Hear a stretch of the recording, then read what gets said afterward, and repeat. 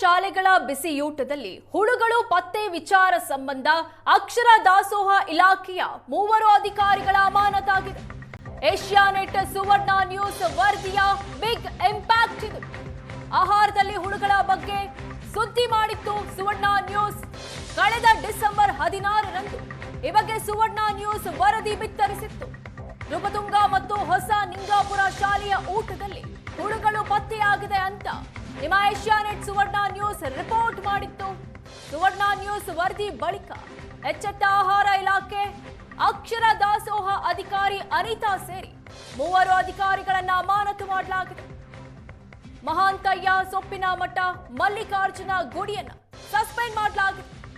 Asianet ಸುವರ್ಣ ನ್ಯೂಸ್ನ big impact ಇದು. ಮಕ್ಕಳು ಸೇವಿಸುವ ಊಟದಲ್ಲಿ ಹುಳುಗಳು ಪತ್ತೆಯಾಗಿತ್ತು. ಈ ಬಗ್ಗೆ ಸುವರ್ಣ ನ್ಯೂಸ್ ವರದಿ ಮಾಡಿತ್ತು. ಸುವರ್ಣ ನ್ಯೂಸ್ ವರದಿ ಬೆನ್ನಲ್ಲೇ ಎಚ್ಚೆತ್ತ ಅಧಿಕಾರಿಗಳು ಸಂಬಂಧಪಟ್ಟವರನ್ನ ಸಸ್ಪೆಂಡ್ ಮಾಡಿದ್ದಾರೆ.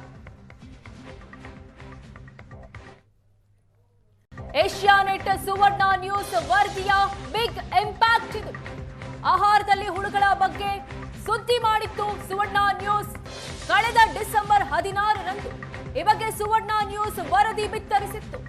ನೃಪತುಂಗ ಮತ್ತು ಹೊಸ ನಿಂಗಾಪುರ ಶಾಲೆಯ ಊಟದಲ್ಲಿ ಹುಳುಗಳು ಪತ್ತೆಯಾಗಿದೆ ಅಂತ ನಿಮ್ಮ ಏಷ್ಯಾನೆಟ್ ಸುವರ್ಣ ನ್ಯೂಸ್ ರಿಪೋರ್ಟ್ ಮಾಡಿತ್ತು. ಸುವರ್ಣ ನ್ಯೂಸ್ ವರದಿ ಬಳಿಕ ಎಚ್ಚೆತ್ತ ಆಹಾರ ಇಲಾಖೆ, ಅಕ್ಷರ ದಾಸೋಹ ಅಧಿಕಾರಿ ಅನಿತಾ ಸೇರಿ 3 ಅಧಿಕಾರಿಗಳನ್ನ ಅಮಾನತು ಮಾಡಲಾಗಿದೆ. ಮಹಾಂತಯ್ಯ ಸೊಪ್ಪಿನಮಠ, ಮಲ್ಲಿಕಾರ್ಜುನ ಗುಡಿಯನ್ನ ಸಸ್ಪೆಂಡ್ ಮಾಡಲಾಗಿದೆ. ಏಷ್ಯಾನೆಟ್ ಸುವರ್ಣ ನ್ಯೂಸ್ನ ಬಿಗ್ ಇಂಪ್ಯಾಕ್ಟ್ ಇದು. ಮಕ್ಕಳು ಸೇವಿಸುವ ಊಟದಲ್ಲಿ ಹುಳುಗಳು ಪತ್ತೆಯಾಗಿತ್ತು. ಈ ಬಗ್ಗೆ ಸುವರ್ಣ ನ್ಯೂಸ್ ವರದಿ ಮಾಡಿತ್ತು.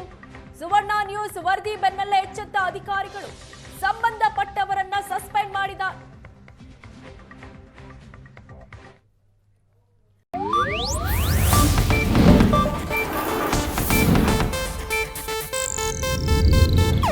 ಇದು ಏಷ್ಯಾನೆಟ್ ನ್ಯೂಸ್ ನೆಟ್ವರ್ಕ್ ಪ್ರಸ್ತುತಿ.